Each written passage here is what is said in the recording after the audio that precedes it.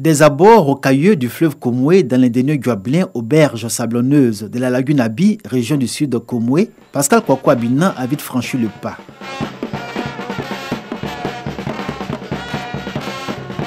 À la salle de réunion de la mairie d'Adiaké, l'accueil est fraternel et festif.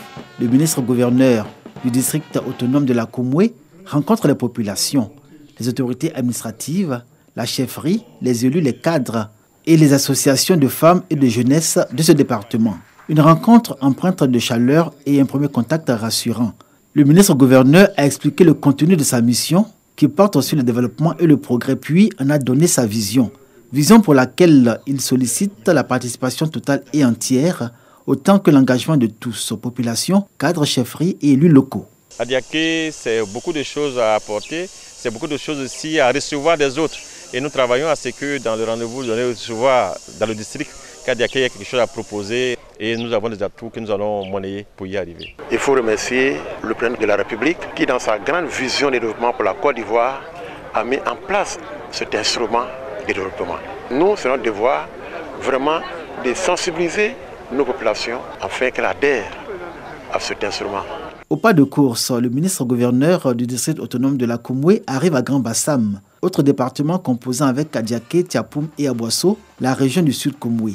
C'est le même mode d'échange qui est répété dans la ville historique au centre culturel Jean-Baptiste Moké. Pascal Kwaku Abinan présente le district autonome comme un outil de développement qui se fixe pour objectif principal la transformation de l'aire géographique qu'il couvre en pôle de développement au regard de ses attributions, lesquelles s'opèrent dans les domaines de la décentralisation et de la déconcentration. Il y a beaucoup de questions que les populations se posent, mais il faut que les populations comprennent que chacun a sa place et chacun jouera sa partition pour le développement de la Côte d'Ivoire, pour le développement des collectivités, pour le développement des régions, pour le développement des districts. C'est un prolongement du gouvernement. Nous venons en appui aux projets qui sont déjà initiés ou à être initiés pour la région et qui est mise à la disposition des populations. Abosso et Tiapoum sont inscrits à l'agenda de la tournée de prise de contact du ministre-gouverneur du district autonome de la Komoué.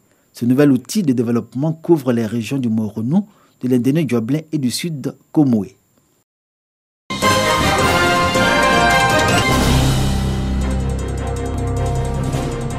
« 27 agents de police bénéficient d'une formation intensive de 4 jours sur les violences basées sur le genre.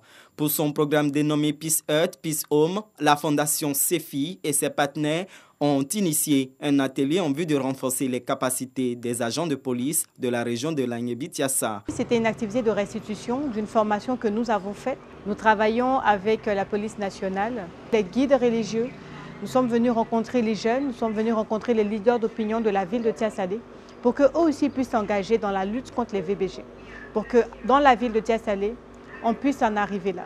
À 0 cas de VBG, c'est possible. Une initiative qui permet d'informer et de sensibiliser la population locale sur les violences basées sur le genre. Nous, police nationale, nous sommes là, nous sommes ouverts, nous sommes prêts jour et nuit, 24 heures sur 24, pour aider cette population. Rien n'est perdu. Nous allons avancer main dans la main et qu'il faut que nous travaillions à la dénonciation surtout. Et c'est en allant sur cette base-là que nous allons y arriver. Selon la présidente de la fondation CEFI, cette action permettra de lutter plus efficacement contre les VBG à Tiassalé. À cet effet, une plateforme digitale a été créée pour dénoncer toute forme de violence sur le genre.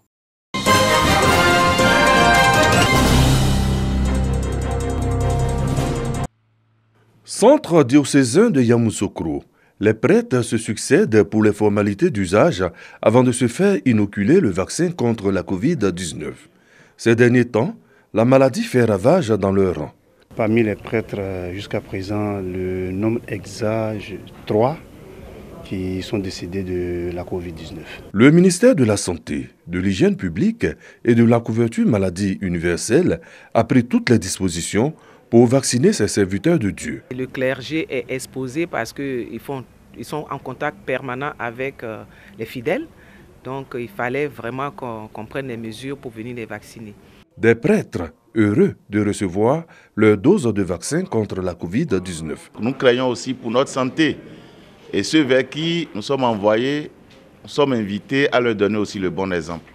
Voilà pourquoi nous sommes fait vacciner. Aujourd'hui, c'est le moyen que les autorités sanitaires nous donnent pour nous prévenir ou pour arrêter l'évolution de cette maladie. Alors, il est très important de faire le vaccin. Il n'y a pas d'autre alternative, c'est la solution proposée. Et que je pense que nous, en tant qu'hommes religieux, voilà, on devrait le faire pour nous-mêmes et puis pour les personnes vers qui nous partons. L'heure est également à la sensibilisation des fidèles. Chers chrétiens catholiques, chers amis du Christ, la Covid est une réalité. Elle décime nos communautés chrétiennes. Certains de nos prêtres sont morts ces temps-ci de la Covid. Pour prévenir toute situation qui touche l'Église catholique en Côte d'Ivoire, je vous invite, vaccinons-nous.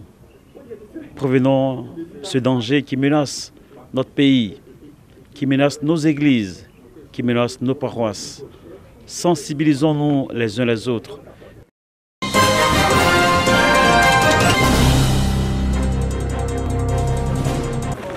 Une fois, deux fois, trois fois, et s'assoit. Des pas de danse bien mérités. Le village de Kakredou a désormais un nouveau chef, Koué Ignaoré Henri. Il succède à l'ancien chef Nguessan Zékré Alexis, démissionnaire. Le nouveau chef a reçu son arrêté de nomination des mains du représentant du préfet de région, préfet du département de Gagnoa, Lassina Fofana. On prit part à cette cérémonie d'intronisation les cadres du département, les chefs traditionnels coutumiers, mais aussi les guides religieux. Rassembler les fils et filles de Kakredou pour son développement, telle est la mission que s'est assignée le nouveau chef. Le représentant du préfet de région, Bema Kamagaté, saisissant l'opportunité, a prodigué de sages conseils au nouveau chef avant d'inviter les populations à le soutenir afin de lui permettre de réussir la mission qui lui est confiée. L'administration ne choisit pas un chef de village. Ce sont les populations villageoises, comme vous l'avez vu, qui désignent le chef de village selon votre tradition. Ce que l'administration l'administration ne fait qu'entériner votre choix, l'administration ne fait qu'authentifier votre choix en remettant un bout de papier au chef du village qu'on appelle arrêté préfectoral. On a des demandes chaque jour de destitution du chef. Et on le dit haut et fort. Si dans 2 mois, celui qui nous envoie une telle demande, elle ne sera pas recevable. Âgé de 68 ans, le tout nouveau chef de Kakredou est marié et père de 5 enfants. Il est par ailleurs le président du syndicat national des chirurgiens dentistes du privé.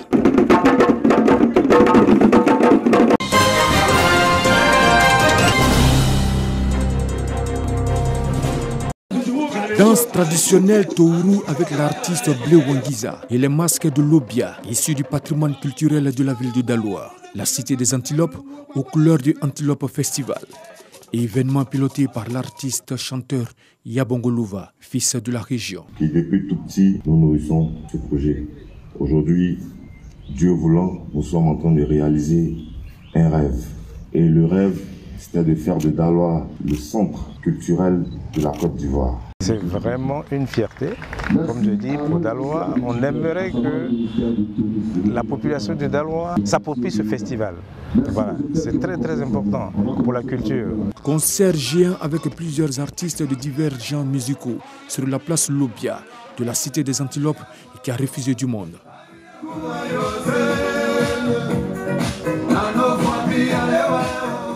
Le coupé décalé, très bien représenté.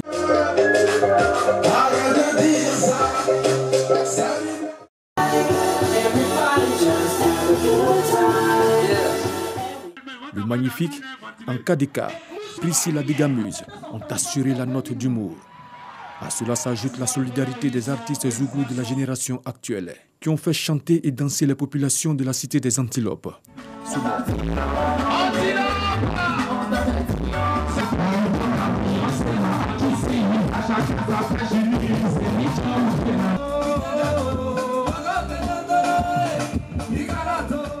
Conférence sur l'entrepreneuriat et les conséquences de l'immigration clandestine animée par Marius Kona, député de la circonscription d'Atié-Guakro. Un volet social a marqué l'événement, notamment des dons à l'orphelinat Tomorrow's Hope et à la maternité de l'hôpital général de la ville de Daloa. 21e siècle. Quelle orientation a donné au développement de la région des Antilopes? Tel a été le thème de cette première édition d'Antilope Festival qui a bénéficié d'un grand engouement de la part de la population du Haut-Sassandra.